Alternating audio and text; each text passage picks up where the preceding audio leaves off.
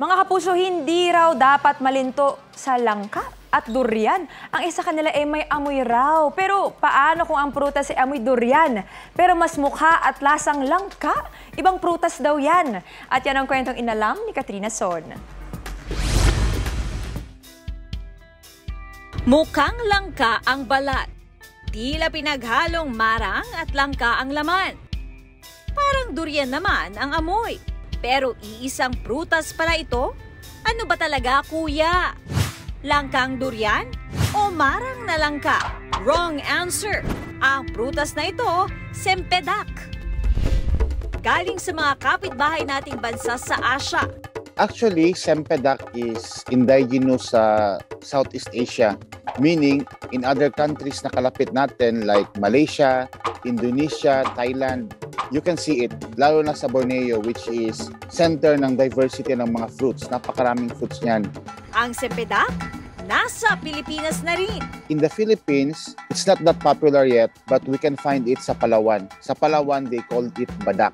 Si Jong, may mahigit 20 puno ng sempedak sa kanyang farm sa Bukidnon.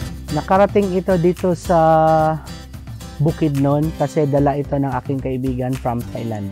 Ang pagtatanim ko ng sempedak ay kabahagi ng aking pagkolekta ng iba't ibang prutas na native at saka mga prutas na nasa Southeast Asia. Inabot ng halos 5 taon bago namunga ang tanim ni Jong. Ang prutas ay mga 120 days o mga 3.5 to 4 months bago siya mahinog. Merong fruiting season na March to August. Pero ang pinakamaraming harvest talaga ay panahon ng Agosto.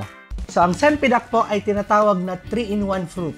Ang lasa at amoy ng langka, ang linamnam ng durian, at ang tamis na marang ay nasa sempedak na po lahat. Taste test na!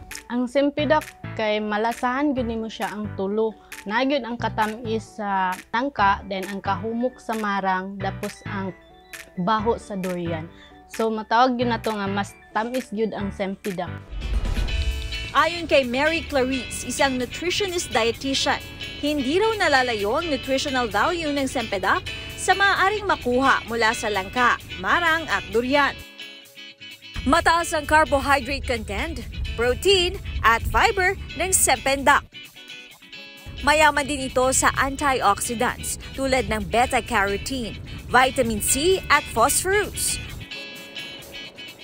Pwedeng tumaas ang blood glucose ng mga taong may borderline blood sugar o may diabetes. Gaya ng anumang pagkain, hinay-hinay lang sa paglantak ng sempedak. Bukod sa prutas, ang mga binhi o seedlings na pagkakakitaan na ni Jong. Sa kasalukuyan, ang sempedak na pananim o yung seedlings namin tinatawag ay nasa 500 pesos ang bawat isa. Kapag maramihan naman po ay nakaka-discount kayo.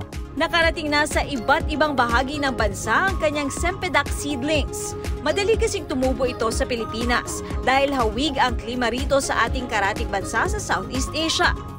Pero tandaan, kung mag-aangkat ng binhi o prutas nito mula sa ibang bansa, mainam kung ito ay may kaukulang permit.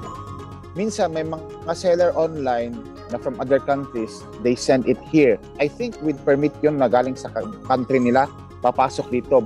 Marami ang prutas na hindi pa natitikman ng mga Pilipino.